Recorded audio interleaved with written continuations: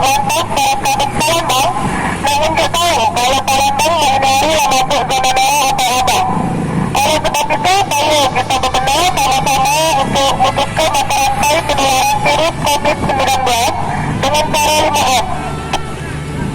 Pakai masker, jaga jarak, selalu cuci tangan, jauhi kerumunan dan hindari mobilitas.